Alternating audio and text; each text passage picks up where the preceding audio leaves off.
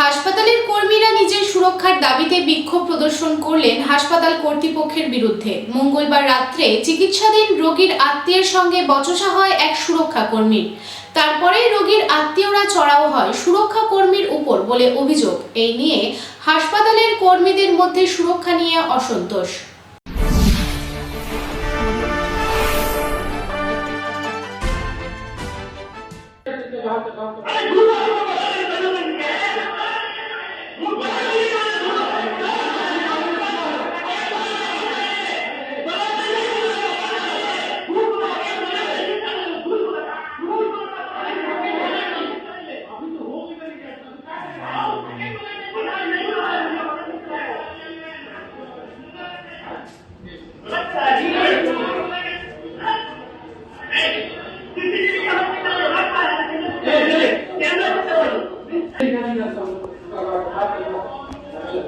মঙ্গলবার রাত্রে বাসরা অবস্থিত এক বেসরকারি মাল্টি স্পেশালিটি হাসপাতালে চিকিৎসারত এক মহিলার আত্মীয়দের আইসিইউতে দেখতে যেতে না দেওয়াকে কেন্দ্র করে বচসা হয়। বচসার পর মারধর চলে।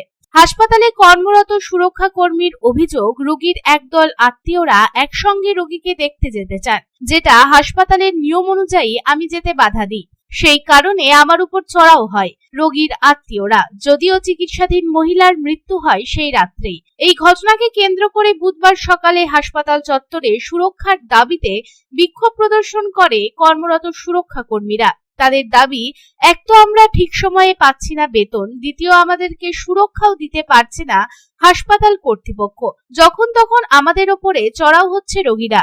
শুধু তাই নয়, হাসপাতালে ডিউটি দেওয়ার সময় অনেক সমস্যার সম্মুখীন হতে হয় আমাদের। এই ঘটনার পর অগ্নিগর্ভ অবস্থা হয় হাসপাতাল জুড়ে। বুধবার সকাল 7টা থেকে দুপুর 12টা পর্যন্ত প্রায় 5 ঘন্টা ধরে হাসপাতাল চত্বরে চলে এই বিক্ষোভ। তবে হাসপাতালের সিকিউরিটি এজেন্সির কর্মকর্তাদের আশ্বাসে বিক্ষোভ উঠিয়ে নেওয়া হয়।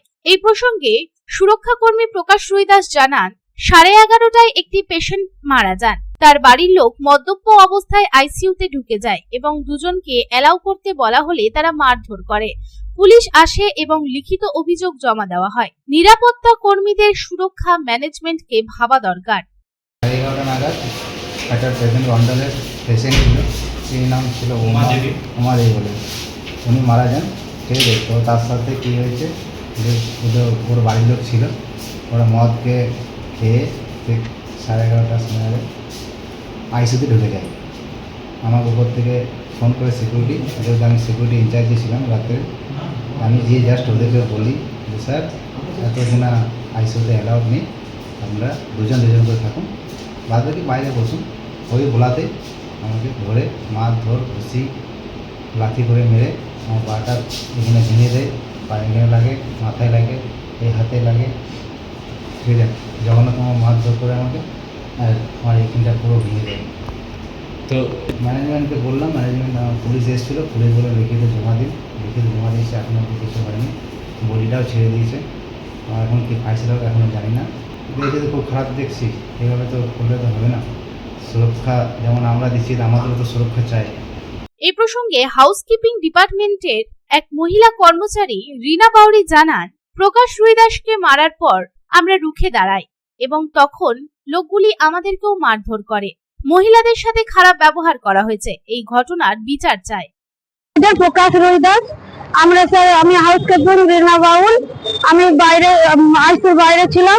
স্যারকে মানে কাঁধে ধরে বের করা হলো। প্রথমে আমরা ভাবলাম যে স্যারের সঙ্গে গল্প করছে, কিন্তু না, স্যারকে মানে কাঁধে ধরে এমনি করে বাই করে ঘুরে পড়ে স্যার দুম করে কাছাড়ে দিয়ে স্যার এইখানে পায়ে করে এক গোড়াল মারলো, আর স্যার পায়ে করে এমনি চোখটে।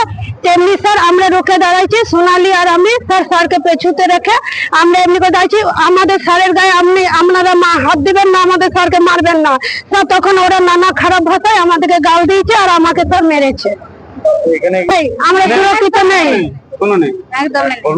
আমরা স্যার কোনো সুরক্ষিত নেই। আমাদের যে ফ্যাসিলিটি ম্যানেজার স্যার, বাথরুম লোক, আমরা যাই বাথরুমে থাকলে জিজ্ঞেস করবে বাথরুমে কি করছিলে স্যার, অভিজিৎ স্যার, আমাদের মেয়েদেরকে জিজ্ঞেস করা হয় স্যার আমাদের।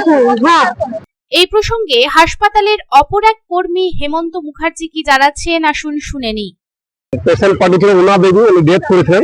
ওনার পেশেন্ট পার্টি মোটামুটি 10 থেকে 12 জন। ওরা এসেছিল প্রায় ড্রিঙ্ক অবস্থায় এসেছিল। তো ওরা গিয়ে উপরে গেছিল, আমাদের সিস্টেম হয় দুজন করে দেওয়া হয় এখানে। তো ওরা সবাই গেছিল ওখানে। তো ওখানে প্রকাশ শুধু বলেছিল আমাদের সুপারভাইজার যে দুজনের বেশি এলাও হবে না। তো এটা বলার পরই ওকে মানে 3 থাপড় করে নিচে ফেলা হয় এবং পা দিয়ে ওকে মারা হয়। মুখ একদম, আর এই পোর্শনটা নিচের এই পোর্শনটা পুরো ফ্র্যাকচার হয়ে গেছিল। আর আমাদের এই হাউসকিপিং মেয়ে আছে রিনা বাউল, ও ছাড়াতে গেছে। ও ছাড়াতে যাওয়ার পর ওর হাতটা পুরো মচকে গেছে এবং সঙ্গে আমাদের ভিডিও স্টাফ গুলো সোনালি, ওকে প্রায় মানে মাধ্যমের মতন অবস্থা, মেয়েদিকেও মাধ্যম পুরো মতন অবস্থা হয়ে গেছে আমাকে। এই অবস্থার মধ্যে প্রকাশ আমাদের আছে, আমরা পুরো এখন বাইরে আছি। আমরা আজকে সকালে আমরা ডিউটি এলাম, জানতে পারলাম এই ব্যাপার হয়েছে। আমাদের টোটাল স্টাফ, সিকিউরিটি, জিডিএ এবং হাউসকিপিং, আমাদের কোম্পানির যে 3টে স্টাফ আছে, টোটাল স্টাফ আমরা এখন কাজে জয়েন করিনি। এখন ফয়সালা আমাদের যে প্রকাশ যার হয়েছে, প্রকাশের কি মানে ব্যবস্থা নেওয়া হচ্ছে, তো আর তো এখন পর্বে তো আসতে পারছে না। এখন তো ফ্র্যাকচার হয়েছে, এখন কতদিন 4-5 মাস 6 মাস 10 দিন লাগবে। সেই ব্যবস্থাটা ওদের কি করতে হয় সেটা ব্যবস্থা করুক। আর দ্বিতীয়ত আমাদের সুরক্ষার কি হচ্ছে, কারণ আজ আমার নাই, আজ কাল আমার হয়ে যাবে ব্যবস্থাটা, আমাদের কি সুরক্ষা হচ্ছে সেই ব্যবস্থাটা যেন করা হয়, তার জন্য আমাদের অ্যাডজাস্ট চাই।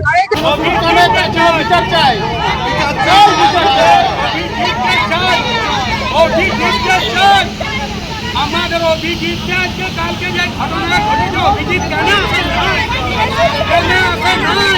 আমাদের জানতে চাই, আমাদের জানতে।